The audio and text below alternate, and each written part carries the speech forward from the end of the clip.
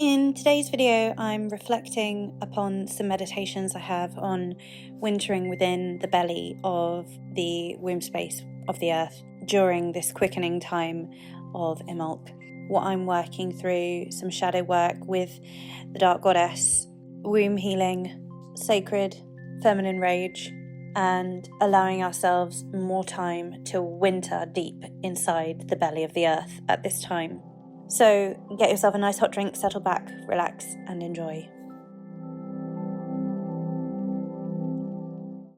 I have created an exclusive Imbolc tarot spread on my Patreon, and I've also created an exclusive video including journal prompts for this period of wintering within the Imbolc season. You can access them on Patreon or within the channel memberships. Hi everyone, I hope that you are well and looking after yourselves. So I thought I would do another woodland walk video today. I'm with my parents' dog today. You can just see him there catching up.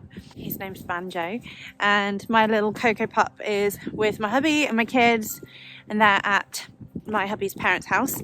He's watching a game, and so Coco is playing with her brother there.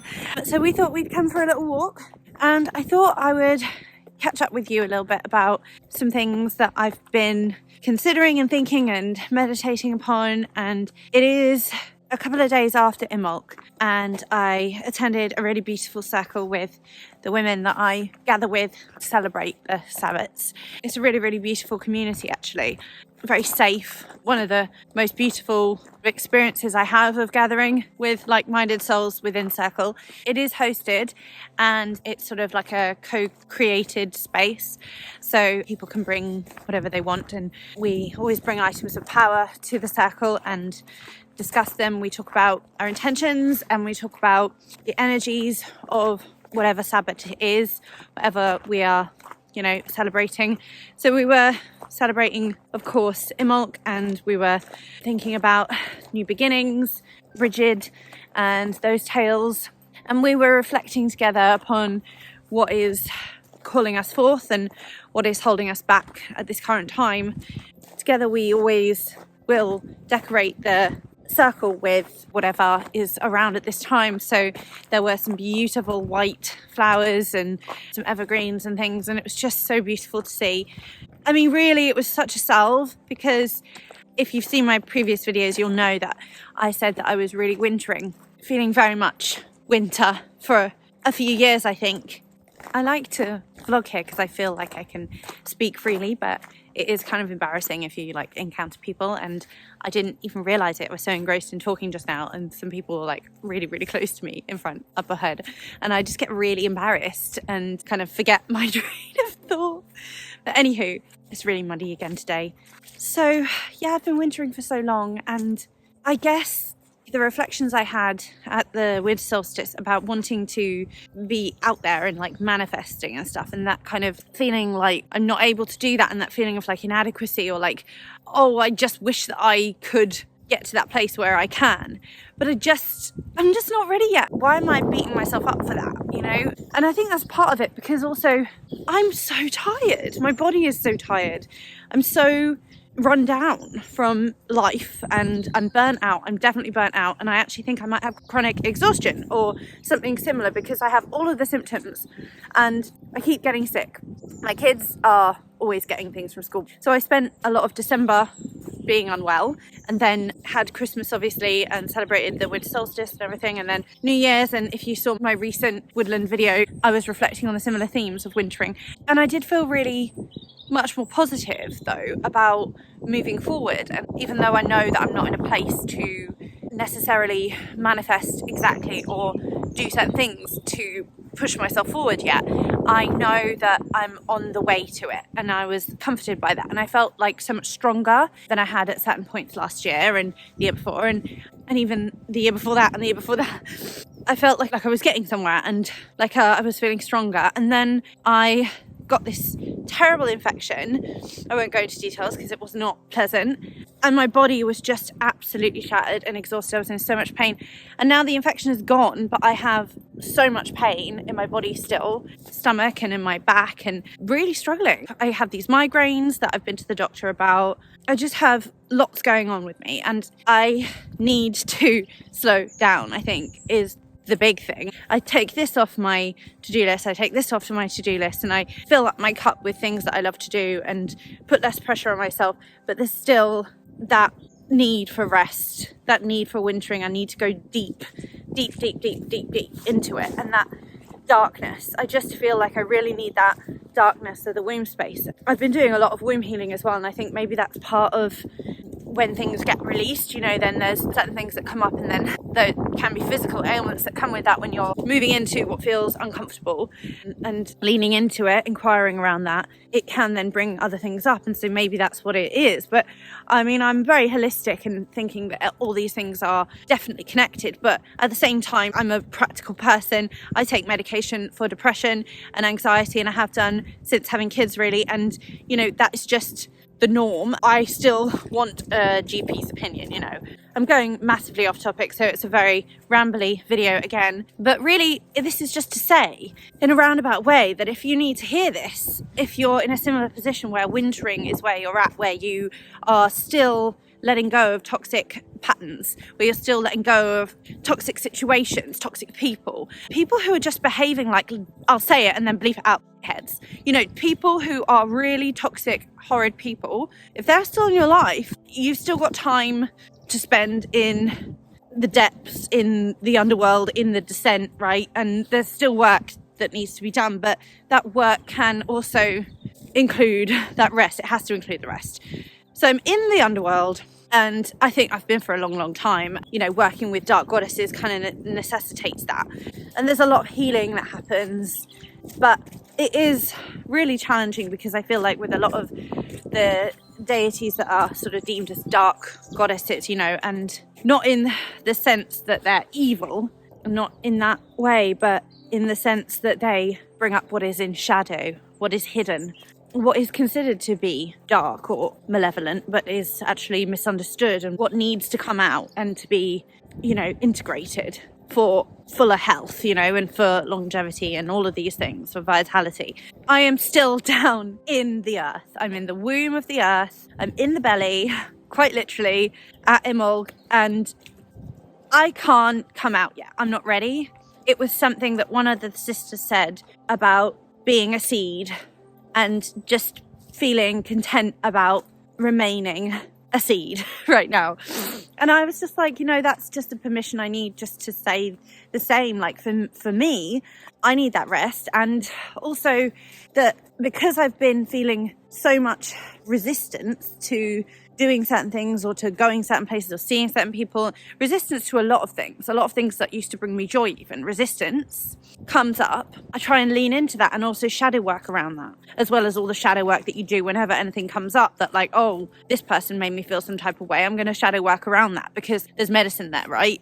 That is still so exhausting to be doing on a regular basis, but I can't stop doing it. It's like once you start, it's really hard to stop because you just feel like there's more and more coming up and you need to keep working on it, but I need to slow down. So what I was saying really in the circle from my perspective is that I've been feeling like I need to rest, but then when the resistance comes up, I'm like, oh, let's go into this, let's shadow work this, but I'm exhausted. And the shadow work then just, it becomes more and more difficult because I'm struggling and I'm not, I guess, even though I'm trying, I'm not giving myself enough nourishment. Instead of beating myself up about not feeling positive, or so I was feeling really strong at one point and then getting sick. I was feeling really strong at the start of the year and then getting sick again. And then it naturally, I think, if you get ill, it impacts your mental health. So then it impacted my mental health. And then all the things I was feeling about feeling stronger, about feeling like I was on a new timeline. I spoke about that in my previous video. Definitely feeling like a rebirth feels like you go back. You know, you go forward 2 paces and back 5, because then you're just like, again, like in the depths of it. And I'm like, well, actually, you know, maybe I am at the sort of precipice of a rebirth, and there is newness there. There's like a glimpse, there's a kindling, there's a quickening. That's the perfect way to describe it. I'm still not there though, and I have a sneaky suspicion that the year is going to roll around ever so quickly, and we're going to be at the spring equinox, and then we're going to be at Beltane, and I'm not going to be there yet. But I need to be okay with that. Even if the resistance to certain things comes up, even if certain things come up, shadows come up that I need to examine and go into, I can, if I feel strong enough to, or I could note them down and put them to the side. Put a pin in it is what I thought, and just be okay with feeling like shit. Because I really needed to cry. I really needed to cry the other day because I was feeling a lot of the old pain that I felt was dissipating from my body, from my psyche, my spirit was dissipating. It came right back up again, and I think it was triggered because of the physical unwellness. And I'm just giving myself permission to be okay with that, to be okay with the fact that I feel like shit and I have to cry because it hurts like hell. Having to stick a pin in the shadow work because there's a lot of it. So that was the medicine. And I also realised as well, because when we talk about the intention for coming to such a circle, there's always an intention, right? And usually mine involves community and connection. Connection is literally, I think, the main purpose of my spiritual practice in general, because it's connection in an animistic sense. But connection to like-minded souls, because I feel that I have not found my tribe, I've not found my sisterhood properly. Like, just keep getting screwed over. Let's face it, it's just the reality. I was explaining what my intention was, but then I sort of felt into the deeper layers below that, and then just very vulnerably said it's loneliness, because I feel very lonely. Part of that is to do with my situation as a mum, having a daughter who is on the pathway to be assessed for ASD, nearly there hopefully. There might be other things going on as well. I feel my mother's intuition, I feel there's a connection between a number of these conditions that I have found and group B strep, which my daughter contracted during labour and was treated for in the hospital. There's probably not enough research done on it, but I did find some evidence. It impacts people cerebrally. So it can be fatal for babies, but it can also cause things like brain damage. So cerebrally, it has its impact. I feel that then it's natural that it could impact on things like development in certain areas of the brain that then impact upon processing and abilities in order to manage emotions and connect socially and all of those things, those developmental areas. And obviously I'm not an expert, I'm not a professional, so take that with a pinch of salt. But my mother's intuition just knows that there's something else going on. So I have a huge amount of loneliness about that because nobody gets it. And quite a lot of people will try to silence you if you talk about the challenges. Quite a lot of people will say, oh, but she's so sweet. Or I actually experienced some spiritual bypassing when I met a spiritual person who tried to tell me that it was her spiritual gift. And I just lost it. I have to say, I just absolutely told her no, unequivocally no, you don't know my child. I was absolutely not going to let a stranger tell me that the experiences that I'm having are not valid because my daughter has this extra special spiritual gift. I'm sure she does, but I'm struggling as a mother to look after a very aggressive, violent, at times child, and I have a lot of loneliness around that. I think I've spoken too much about this already, but just wanting to meet people who are more on my wavelength, so there's less toxicity, really. I was very vulnerable, and then somebody at the circle came up to me at the end and just said they wanted to thank me because as I was speaking, they felt their heart open, and some of the things that I was saying helped them to open their heart more. And I felt my heart opening as they said this to me. I said, oh, that's the loveliest thing anyone's said to me in a really long time. And it just made my day, really, to feel that from another sister. And that's what I mean. That's what I need. That connection, that aligned connection is really what my soul is craving. So, you know, if you're in this spiritual niche area and you live somewhere in the southwest, let me know. In Devon or in Cornwall or wherever close by, let me know. Because I am looking to connect to people who are more on my wavelength, really, who are more aligned. That circle was really beautiful. I just reflected that it felt so right to be in that womb space, and it really was like a womb space, and I don't mean that to be exclusionary at all. It was a womb space for me because of the healing that was needed and because I'm healing my womb, and there just happen to be women. The circle is actually open to anyone who wishes to attend, but it tends to just be women. It was a womb space for me to go deep into the belly, and it really is about that rebirth, I guess, but I'm not quite there. And I think I have to also give myself that grace. Again, I talked about that in my previous video as well, like the grace that I need in order to emerge. And it's probably going to take me a number of years to emerge from this wintering and this whole shadow walking process that I've been on. And, you know, the shadow work will continue whatever. Leonard Smith made an amazing video, I think it was just yesterday, about how walking with the dark goddess is not just for shadow work, and it's so true. And I was reflecting on it a few days ago as well about the rage. I feel that rage is really sacred, and I was reading up again about some rage rituals and ways in which we can channel the dark goddess and express our rage. And it was all about raging somewhere where no one can hear you. And I was thinking, what's the harm in somebody hearing me? Like, I mean, yeah, okay, you don't want to alarm people, but at the same time, it's a woman wailing, like the sound of keening. It's a sacred sound. I mean, maybe in certain places it won't be ideal, but if my husband's at home and my kids are elsewhere, and I tell my husband I'm going to do this, and I let out a huge wail, I doubt it's going to cause that much problem, because I doubt anyone will hear.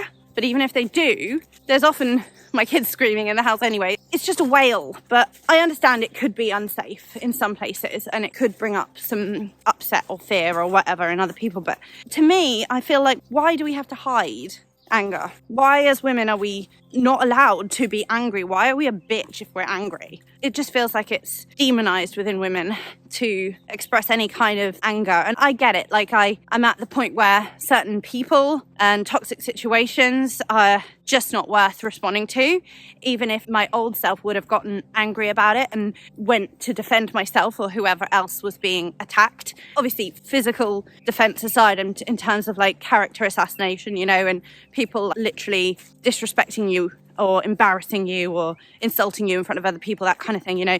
When people behave like that, like heads, like I talked about before, that anger response is a sacred response. Why is it that when a woman fights back with justified anger, why is it that they are then demonized as being toxic or dramatic or full of drama, or like they are the ones with the problem? I know that if someone is riled up, it's much easier to make it look like it's their fault, but at the same time, like if it's justified anger, you know. But I think I know where my energy is best worth spent, and certain people, certain things just aren't worth the time or energy, to be honest. It bothers me that anger in women is so maligned, or the reaction to a situation. Because if a man were to fight back, it would be like heroic for them to do so. But in women, they're kind of perceived as then like dramatic or childish, or then like these old hags.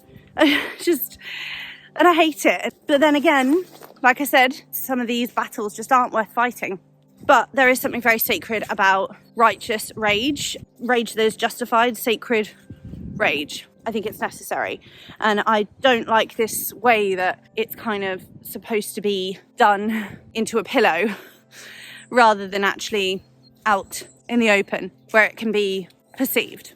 This was a long roundabout way of saying, whilst talking about shadow work, that if you are in a similar position, if you still have work to do down in the underworld, if you still feel that you are not ready to emerge and to manifest and do the great work that you know that you're meant to do yet, or if you're doing that in part but you also feel the need to retreat and rest and spend some time down in the darkness of the earth and the womb space of the earth, then do it. And this is the message that I had, that I'm just putting a pin in the shadow work for now. I'm going to write anything down that comes up, and then I will deal with it later, because I'm going to rest. I will still do my studies. I will still, connect to Lilith, and I will still connect to the Morrigan. I will still work in my practice. I have some things that I'm going to be doing this weekend that I might share. I'm just going to continue that way and rest when I need to, and do what I need to do, art and meditation and such, to fill up my cup.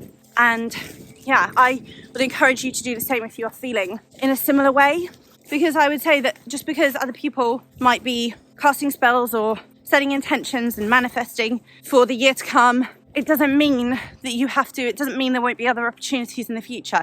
Every day is a new opportunity. Of course, if you want to follow the moons and such, then you can do that, but don't feel panicked by it like I have. By that, like, oh, but there's the quickening and now we're moving into spring and I've got to get ready. And no. I'm allowing myself to feel like shit. I'm allowing myself to cry. I'm feeling it. And also what I'm doing with the womb work, a lot of love to my womb space, my yoni space, all of that within meditation, speaking words of love and affirmation to that part of my body, honoring that space within me as sacred and powerful, and giving myself so much grace and love, and telling myself on a daily basis out loud that I'm so proud of myself for recognizing this and for doing this work, because it's still work. Even though I'm saying I'm putting a pin in the shadow work and I'm going to rest, it's still work. The work I'm doing is the work of consciousness, the work of awareness, the work of daily self-reflection and self-improvement. You take the spirituality out of it and it's very much like CBT. But yeah, it's ongoing. It's not going to stop really, but I am allowing myself to take some time to put a pin in the shadow work and to rest my weary mind, body, spirit for a while. So if that's resonating for you, I encourage you to do the same and to not feel pressure by the quickening and the movements of others, especially with regards to manifestation and moving forward and setting intentions for all these big dreams and goals that we have. That is my meditation for today, and I really hope that it resonated. I think it will resonate actually for some people, because this is the energy that I've been feeling into for others as well. Do what fills your cup, but don't feel pressure. Tell yourself on a daily basis that you're proud of yourself, you love yourself, and that you believe in yourself. Give yourself a break. Send your womb space, if you have one, that love, and if not, your sacral chakra and your heart space as well. Lead from that heart space. Give yourself that love. Tell yourself that you're grateful, you're proud of yourself, and that you believe in yourself. And then ultimately, one day you'll find that you are ready to emerge. And I think that even when that happens, for me, it will be a slow process. As I said, it will probably take a few years. So I think I've gotten to the end of my rambles. So I hope that this resonated. I hope it landed. If it did, please leave me like a little plant emoji. Do check out my Instagram and Patreon if you wish. I uploaded a tarot spread for Imbolc the other day if you wish to see that.